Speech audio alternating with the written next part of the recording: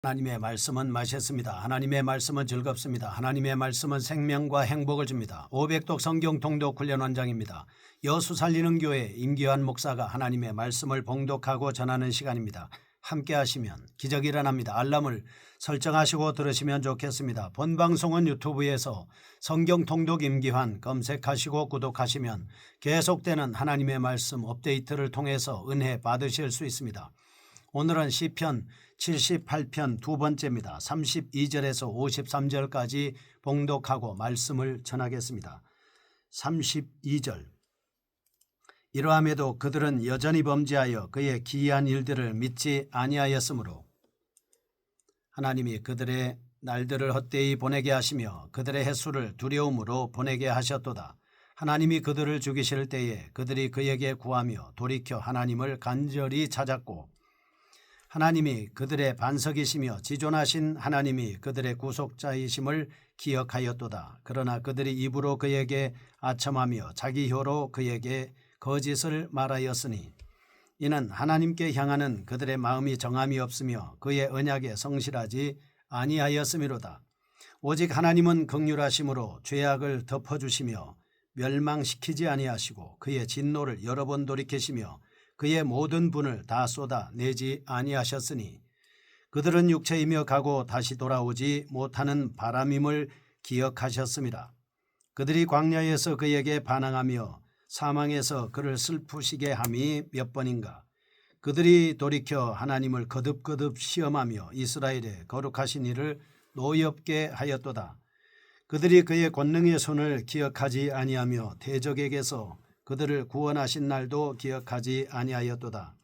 그때에 하나님이 애굽에서 그의 표적들을 소환들에서 그의 징조들을 나타내사 그들의 강과 시내를 피로 변하여 그들로 마실 수 없게 하시며 쇠파리떼를 그들에게 보내어 그들을 물게 하시고 개구리를 보내어 해하게 하셨으며 그들의 토산물을 황충에게 주셨고 그들이 수고한 것을 메뚜기에게 주셨으며 그들의 포도나무를 우박으로 그들의 뽕나무를 서리로 죽이셨으며 그들의 가축을 우박에 그들의 양떼를 번갯불에 넘기셨으며 그의 맹렬한 노여움과 진노와 분노와 고난 곧 재앙의 천사들을 그들에게 내려보내셨으며 그는 진노로 길을 닦으사 그들의 목숨이 죽음을 면하지 못하게 하시고 그들의 생명을 전염병에 붙이셨으며 애굽에서 모든 장자 곧 함의 장막에 있는 그들의 기력에 처음 것을 치셨으나 그가 자기 백성은 양같이 인도하여 내시고 광야에서 양떼같이 지도하셨도다. 53절. 그들을 안전히 인도하시니 그들은 두려움이 없었으나 그들의 원수는 바다에 빠졌도다. 아멘. 시편 78편 두 번째 말씀입니다. 역사 속에 계시된 하나님의 심판에 대한 말씀을 계속해서 찾아보겠습니다. 본 시편은 역사적인 시편 가운데 첫 번째 것입니다. 이스라엘 백성에 대한 교훈을 목적으로 하고 있는 지혜시에 포함된다라고 볼 수 있겠습니다. 1절에서 8절은 이스라엘은 열조의 패역한 전철을 다시 밟지 않기 위해서 하나님의 역사적인 교훈에 귀를 기울이고 그분을 후손에게 알려야 한다라고 하는 말씀입니다. 9절에서 64절 하나님께서는 이스라엘에게 무한한 사랑과 은혜를 그치지 않고 베푸셨지만 이스라엘은 그 하나님을 멸시하고 다른 길로 나아가다가 진노를 당하였습니다. 65절에서 72절 그럼에도 불구하고 하나님은 다윗을 선택하사 이스라엘을 하나님의 거룩한 백성으로 양육하셨다라고 하는 것을 볼 수가 있겠습니다. 본시가 주도하는 사상을 두 가지로 요약하면 다음과 같습니다. 첫째, 하나님께서는 주권적으로 아브라함의 자손으로부터 하나님 나라를 선택하시고 자비와 은혜를 베풀어 주셨습니다.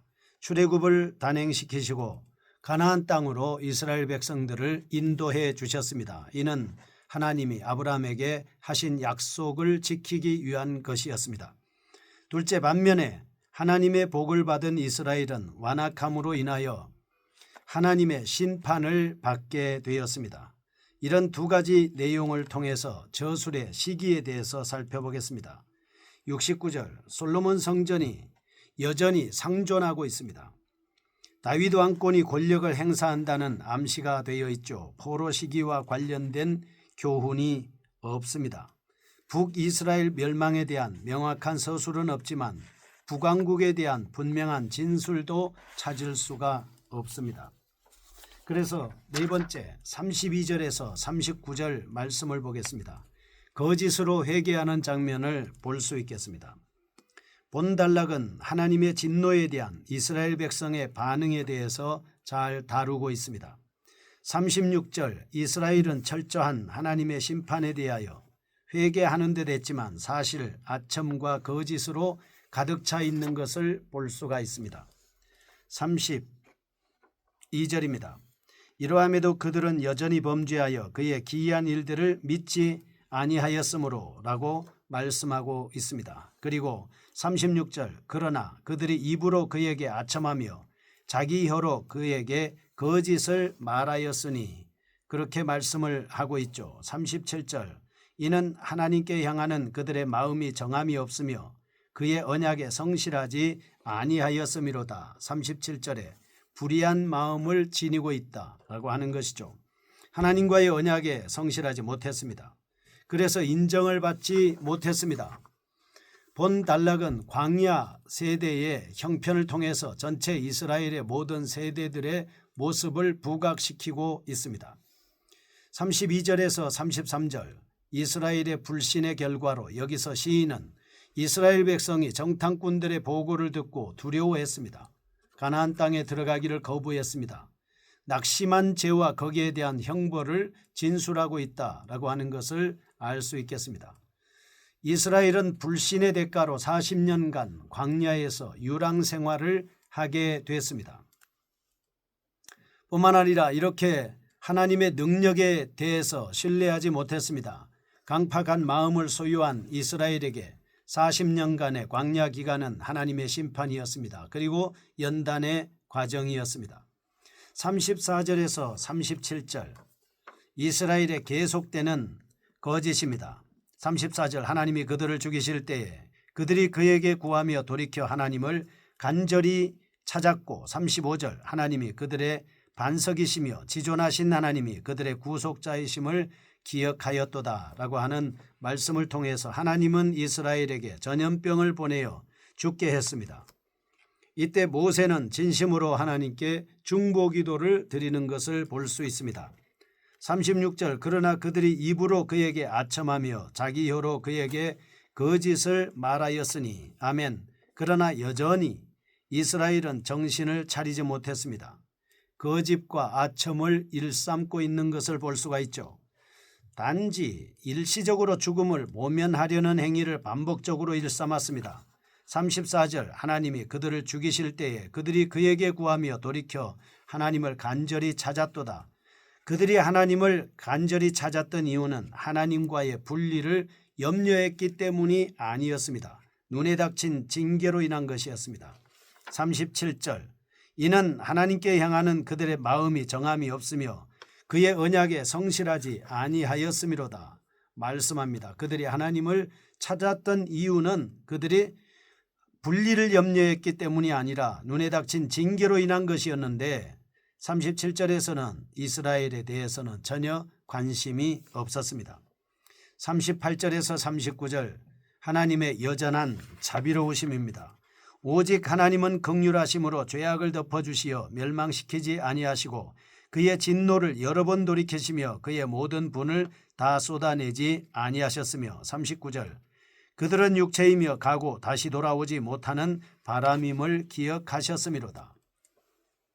하나님은 여전한 자비로움이 있습니다. 이제 하나님께서는 이스라엘의 불신앙이 그들의 연약함에 근거하고 있음을 인정하시고 이스라엘 자손의 전부를 진멸하지 않으시고 후손은 보존하여 가나안에 입성하도록 인도하고 있습니다. 이처럼 38절과 39절 하나님께서는 이스라엘 백성의 행위와 대조적으로 진노를 최대한 억제하시는 동시에 인간의 연약한 상태를 기억하셔서 노를 바라지 않으시고 대신 하나님의 사랑의 성품을 드러내 주고 있습니다. 39절 하나님께서 언약 백성에 대해 죄의 결과에 따라서 철저히 진노하지 않으시고 오히려 측은히 여기셨던 의도는 죄를 가소평가하셨기 때문이 아니라 인간을 바람과 같은 존재로 이해하신 까닭이었다, 이렇게 볼 수 있겠습니다. 40절에서 53절, 애굽에서의 기적사건을 망각하고 있습니다.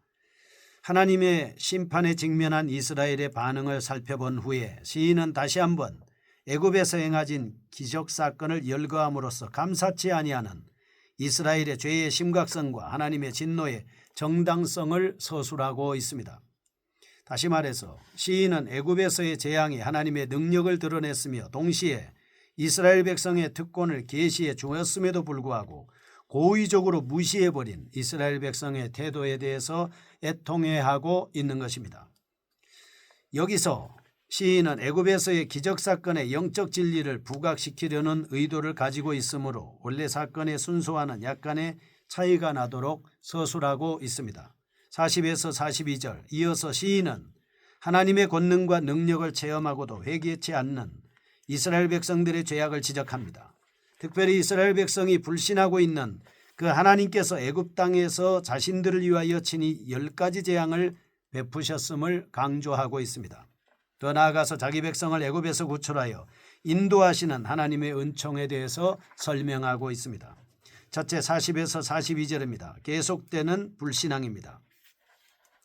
하나님께서 이스라엘로 하여금 광야 생활을 하도록 반드시 진정한 목적은 온전히 하나님만을 의지하고 섬기도록 연단하기 위한 하나님의 섭리였습니다. 결국 이스라엘에게 광야 생활은 자신들이 누구인가에 대한 확고한 자기 성찰의 계기가 되어야만 했습니다. 그러나 40절, 이스라엘은 여전히 그들의 불신앙을 다양한 모습으로 드러내고 있습니다. 이렇게 계속해서 이스라엘을 배도로 이끌었던 근원은 바로 감각적인 욕구와 혐오 때문이었습니다. 40절, 반대로 몇 번인고 하는 외침은 하나님의 무조건적인 인내를 찬양하기 위한 시인의 의도인 것입니다. 그러므로 광야 생활은 두 가지 측면, 곧 이스라엘의 반복되는 배신과 계속되는 하나님의 인내가 대조적으로 강조되고 있습니다. 42절, 이제 광야 생활 속에서 이스라엘의 죄악이 또 다른 측면에서 소개되고 있습니다. 이스라엘은 다시 하나님을 시험하였습니다. 이스라엘의 이러한 태도는 하나님으로 말미암아 그들을 선택하신 행위를 후회하도록 만들 정도였습니다. 여기서 우리는 재미있는 사실을 주목해 볼 수 있습니다. 광야 생활은 하나님께서 이스라엘을 시험하시기 위한 기간이었으나 오히려 이스라엘 백성이 하나님을 시험했다는 사실입니다. 그들은 하나님의 전능하신 능력을 목도하고서도 탐욕으로 가득 차 있었습니다. 하나님의 구원 사역을 철저하게 망각했습니다. 43절에서 51절, 애굽에서 기적입니다.